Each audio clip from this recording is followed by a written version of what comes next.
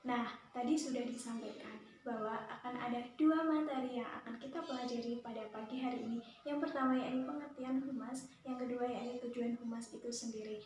Nah, materi akan disampaikan melalui PPT dan semuanya bisa untuk mencatat poin-poin terpenting saja. Nah, di akhir materi nanti akan ada penayangan sebuah video dan sekaligus itu menjadi contoh serta nanti akan ada latihan bagi teman-teman semua untuk berdiskusi berkelompok. Seperti itu. Untuk memasuki materi yang pertama yakni pengertian dari humas itu sendiri. Pengertian humas menurut IPRA International Public Relations Association, humas adalah manajemen dari ciri yang terencana dan berkelanjutan melalui organisasi dan lembaga swasta atau publik untuk memperoleh pengertian, simpati, dan dukungan dari mereka yang terkait atau mungkin ada hubungannya dengan penelitian opini publik di antara mereka.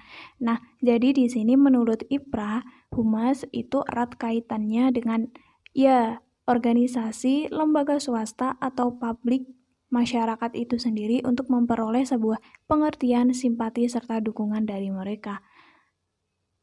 Selanjutnya, humas atau biasa disebut dengan hubungan masyarakat memiliki pengertian secara meluas, yakni usaha yang sengaja dilakukan, direncanakan secara berkesinambungan untuk menciptakan saling pengertian antara sebuah lembaga institusi dengan masyarakat untuk melaksanakan program-program terencana yang dapat memenuhi kepentingan baik institusi maupun lembaga tersebut maupun masyarakat yang terkait juga. Nah, ya seperti yang menurut IPRA, humas di sini secara meluas itu berhubungan dengan lembaga institusi organisasi itu sendiri, yakni internal organisasi itu maupun eksternal yang dimaksud yakni masyarakat itu sendiri yang memperoleh sebuah manfaatnya. Memasuki materi yang kedua, yakni terkait tujuan humas itu sendiri. Nah, di sini tujuan humas itu ada 5. Sebagai berikut, yang pertama adalah partisipasi, dukungan, dan bantuan secara konkret dari masyarakat baik berupa tenaga, sarana, prasarana, maupun dana demi kelancaran dan tercapainya tujuan organisasi, lembaga, serta yang lainnya. Yang kedua adalah dan membangkitkan rasa tanggung jawab yang lebih besar pada masyarakat terhadap kelangsungan program dari organisasi tersebut secara efektif dan efisien. Nah, di sini humas juga dilakukan secara efektif serta efisien. Sedang yang ketiga, yakni sertakan masyarakat dalam memecahkan masalah yang dihadapi. Nah, di sini jadi suatu lembaga, organisasi, atau perusahaan swasta itu melibatkan masyarakat dalam memecahkan masalah dapat dilakukan dengan cara meminta pendapat masyarakat itu sendiri. Yang keempat adalah dan mengembangkan suatu citra yang menguntungkan favorable image bagi organisasi terhadap para stakeholder-nya.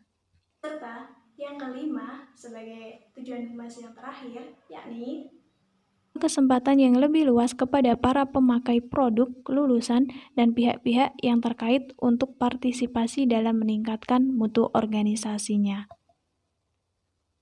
Nah, dari pemaparan kedua materi tadi, pengertian serta tujuan humas, apakah ada yang ingin ditanyakan?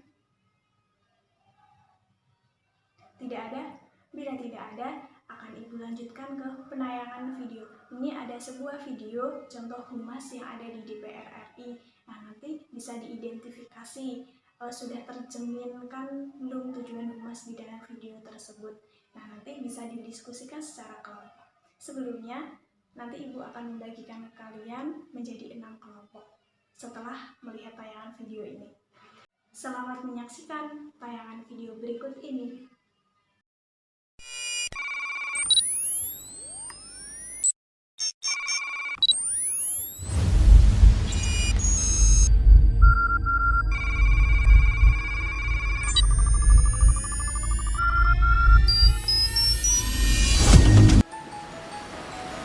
Assalamualaikum warahmatullahi wabarakatuh. Selamat pagi, perkenalkan saya Bagus Hermawan dari Program Keahlian Komunikasi Institut Pertanian Bogor.